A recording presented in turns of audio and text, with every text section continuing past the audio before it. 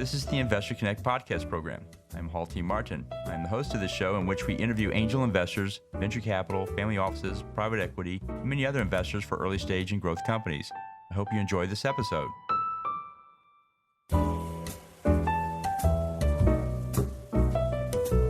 Hello, this is Hall Martin with Investor Connect. Today we're here with Filipe Portela, managing partner of COREangels Impact. COREangels Impact makes angel investing professional and global, improving outcomes while contributing and enjoying the journey. They're available to accept higher risk and help founders add value. They put in the initial funding and go with promoters to create attractive startups to reach new heights. Filipe, thank you for joining us. Thank you, Hal. Happy to be here. Pleasure. So what was your background before investing in early stage companies? What did you do before this? Are you sure we have enough time for that? I'll try to keep it brief. But funny enough, actually my first degree, let's call it, or college degree, was actually in physiotherapy. And I was a physiotherapist for 7 years, actually. But apart from that, I'm also been an entrepreneur for quite some time, for actually 20 years now. And that's how then I got into investment, because I think it's a natural step in a sense that after you are an entrepreneur and after you have some success, I would say I had my fair share of successes and failures.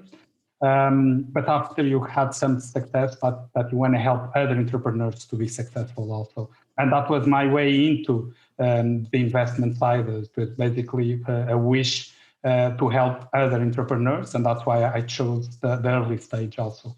So because I saw a gap there. Great. Well, tell us more about your angel network. Yeah, so COREangels Impact is part of an angel network, like you mentioned, and this is basically a new concept. I would say a fairly new concept, because we have a common brand and we have a common back office. But in practice, we are different groups with different investment theses and different investors. But being part of this network allows us, of course, to leverage some resources, mainly the knowledge or the power of knowledge of these different gatekeepers. So we are 4 groups at the moment. So 4 gatekeepers, 4 principals, so the people that manage these different funds. And basically, we leverage each other's knowledges, because we have people investing. So, for instance, we invest in pre-seed impact investment across Europe. Then we have Marco that invests in Portuguese deals. We have Mauricio that invests in Brazilian deals coming to Europe. And then we have also Guillermo investing in Spain. So in the end, is a lot of knowledge and network happening that we can cross-sell or cross-exchange between us. And in the end, of course, to support our entrepreneurs and to do better investment for our investors, of course. Great. Well, let's talk about the state of angel investing. How do you see the industry evolving for angel groups these days? Yeah, so I see definitely a trend there, and the trend I see is the more professionalization of this business angel group. So I would say that the business angel activity started more as an individual activity. So again, entrepreneurs that they were somehow successful, and then they started to invest in other entrepreneurs, and they started to do this by themselves alone.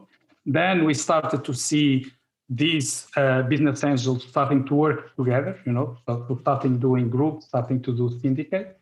And now what I see is definitely a professionalization. So these groups becoming more and more professional, and like being in a way, let's call it small venture capital or small VCs. But in the end, their goals is the same. So invest smaller tickets, usually in an earlier stage, but they want to see also their portfolio to be successful. And they want to be there to help these entrepreneurs, to these companies to be successful. Again, in a more professional way, in a more, I would say, more side by side than just financial investment. And so in the next 5 years, what do you think is the biggest change we'll see with angel groups? Yeah, so definitely I would see a change. I would see also more professionalization, just to focus again on that topic. I would see also some more competition from some VCs, because definitely some VCs are also expanding. VCs that are going into the private equity stage, I would say, but they are also going for the business angel stage. So business angels, they have to be more professional in the way if they can support, if they want to support this competition from the VCs, because either we like it or not, VCs are traditionally more professional or more structured, if you want to call it, than business angels. Again, business angels are more informal groups, people that just get together and invest together, and they need to improve this situation and to be more structured, to be more efficient also, in order to compete with this entrance of the venture capital world into the business angel world. And for me, to be honest, they are two different worlds. And I would keep them separate, because business angel is one thing and venture capital is another thing. And the way you invest and the way you decide whether to invest or not, in my opinion, they are totally different ways. And so when you run your angel network, what's the biggest challenge you face today? Well, one of the main challenges I was expecting to have was to get deal flow, to be honest, because we are investing in a niche market. So impact pre-seed, I was expecting to be quite hard to find good deals. And that's not happening, to be honest. So we are having access to a lot more deals than we were expecting, which is good news, I would say, because definitely the market is out there. There are a lot of entrepreneurs and a lot of good entrepreneurs out there wishing to create this new kind of business. So I would say that our biggest struggle, in a sense, is actually selling these or getting new investors. I would say that this is still a relatively new topic, especially in Europe, because we are based in Portugal, so Europe. And especially in Europe, to sell venture capital, to sell the asset of investment in startup is still something new. So this is our main struggle, I would say. It's basically to try for this old money, in the sense, for them to diversify their portfolio, and to start into investing more in innovation, and to start to invest more in startups and in the new economy, in the sense. Okay. So what is your investment thesis for your group? What exactly is the criteria you look for investing in a startup? Yeah. So we are pre-seed impact investment, and we invest in European-based companies. They can have activity outside of Europe, but at the moment we are investing European-based. And for us, impact. So because we're talking about impact, but what is impact, right? For us, impact, we have it really clear, and we divide impact into three levels, or into three tiers, if you want to call it. So the first tier is the ESG investment, so economical, social, and governance, and this is basically an investment of exclusion. So this is saying that we will not invest in weapons, in tobacco, in oil, stuff like this. And this is not the investment we do, So impact investment for us is not this. And then you have a second line, which is the B Corp line, which is basically the companies that are concerned, that are worried about all of their stakeholders, all of their value chain. So I would say it is a little more in depth comparing to the first line. But this is also not the type of companies we are looking for. So the type of companies that we are looking for, the type of impact we are looking for and that we are investing, is in companies that are actively contributing with a solution or for a solution for a social or environmental problem. And this is the impact we are looking for. So we don't invest in companies that give 10% for charity, for instance. So we only invest in companies by selling what they are selling, or by doing the activity they are doing, they are improving, or they are helping to solve a social or environmental problem.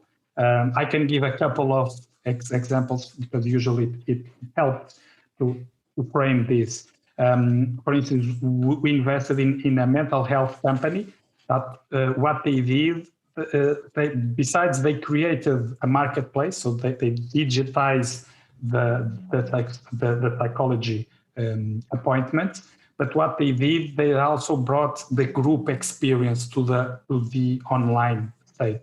So what it allows is for anyone that has a smartphone, a laptop or whatever that can access mental health. And more importantly, because they are doing this in group, they can access mental health support in a more affordable way. So it's basically cheaper for them. So now people have more access to mental health support and in a cheaper way. And this is really, really important. We also invested in another company that is a mixture of fintech and sustainability, because what they do, basically, they help people track their carbon footprint, and they help this by automatically tapping into the people's bank account, and by their spending, they will know how much CO2 they are emitting with their purchases, and what they will do, they will give people, their customers, advice on how to reduce these carbon footprints, and they will allow them also to offset this CO2 footprint. So basically, they are helping every one of us to lower our carbon footprint, so helping with the environment. And I could give some couple more examples, but this is the type of solutions that we are looking for, the type of solutions we invest. Sounds good. So you have a fund, and can you tell us more about how it works? Yeah, so basically this is what we have at the moment. It is a business angel fund, so it's not a business angel group. And for us, it's quite different in that way, because what happens is that the investors, they put their money upfront in the fund. So the investors, they are still business angels, and they are still the ones deciding in which companies we invest and don't invest. So we still do investment committees and all of that, but we don't do a syndicate every time we do an investment committee or every time we do investment. So we always invest with the same company, with the same vehicle. But the investors are the ones choosing which companies are invested or not. And the management team is the one responsible for choosing, for doing the scouting, of course, and for choosing which company goes to the investment committee or not. And just to give you an idea, we are having an investment committee every couple of 2-3 months. We see about 50 companies per month. And I see, talking with them and actually doing some due diligence. So for each investment committee, we see about 100, 150 companies, and then we take three companies, to the investment committee, and we invest on average in 1 or 2 companies per investment committee. So this is a very thorough process, and we are investing in about 0.5-1% of all the companies we see. So this is a very thorough process at the moment. Great. And so what excites you right now? Yeah, so a lot of things, to be honest, and I'm quite happy that we are getting much more deal flow than we were hoping to be honest. So this is a very good indicator, because I was expecting the market to make this shift and for us to have more impact companies, because I truly believe this is the future. In less than 10 years, every company is going to be social or going to be impactful in one way or another, if they want to continue to do business, for sure. And one thing that really excites us is that COREangels Impact is doing so well. I would say that we are actually transforming this into a VC fund, so into a venture capital fund, in a way, because what we want is just to have more money in order to reach to more deals, and that's the only reason we want to transform this into a venture capital. It's because we are getting a lot of deals, and we are not tapping into all of the deals we would like to tap. So we need to choose a lot, and we would like to do more investment. So we are basically just fundraising more in order to invest in more companies, in order to support more entrepreneurs. So we are quite excited about that, about those next steps. Great. Well, you see a lot of startups, and you work with a lot of investors. What's your advice for people investing in startups? What do you tell them to do before they write that first check? Oh, that is a hard question. But usually a recommendation is always have a portfolio. So, and by that I mean try to diversify your investments. one common mistake I see a lot is that, especially in business angel investment, is that people do this because of passion, so because they like the team, they like the company, and there is no wrong with that. Okay, that is great. That is the right reason to do investment. But the thing is that we need to be a little bit rational also. So we need to do at least 10, 20 investments, something like that, in order to diversify our risk. If we only do 2 or 3 investments, the probability of those investments going bad is very high. But the probability of 20 investments going bad, it's much lower. So my recommendation is always invest with a portfolio. Try to have a portfolio, diversify your investments, definitely. If possible, by sector or by geography or whatever it is, but try to diversify your portfolios and don't put all of your eggs in the same nest. If you do it alone or if you do it in a group or with a syndicate, it's not relevant. It's just diversify your portfolio. Great. Then on the other side of that table, what's your advice for people running startups? What do you tell them to do before they go out to raise funding? Yeah, for that I have a straight answer. And usually my answer for that is don't do it. That is my first recommendation. So my recommendation to companies is always, so looking for investors should be a last resource, in the sense that it's not easy. It's not an easy process to find the right investors, and it's not an easy process to have investors on board.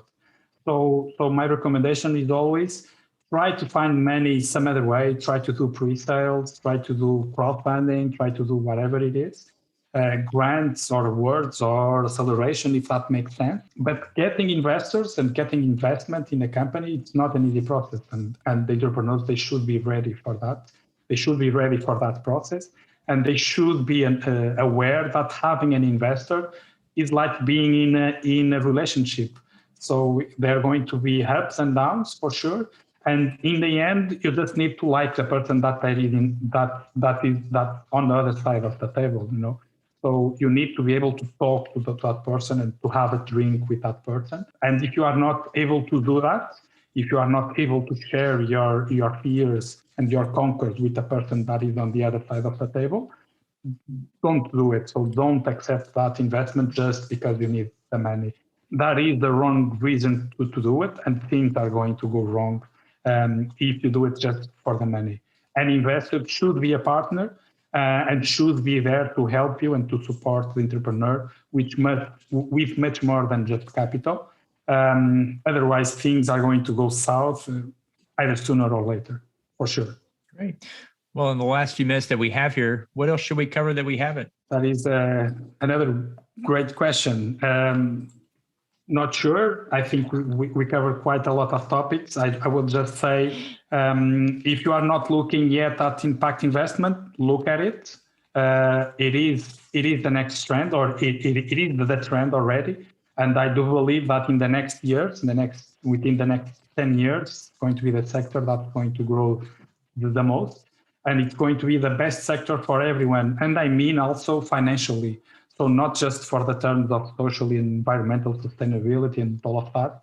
I also believe that financially it's going to give the best returns. I'm really confident on that. So if you are not looking at it yet, I would advise you to start looking for this sector. Very good. Well, so how best for listeners to get back in touch with you? Yeah, just LinkedIn. I think it's the best way. I'm very responsive on LinkedIn. COREangels website also, COREangels.com also if you want. But LinkedIn, I would say it's the best way. And if I can help with anything, mainly from within Portugal or Europe, I'm here to help for sure. Great. Well, I want to thank you for joining us today and hope to have you back for a follow-up soon. Thank you, Al. It was a pleasure, and stay safe. Investor Connect helps investors interested in startup funding. In this podcast series, experienced investors share their experience and advice. You can learn more at investorconnect.org.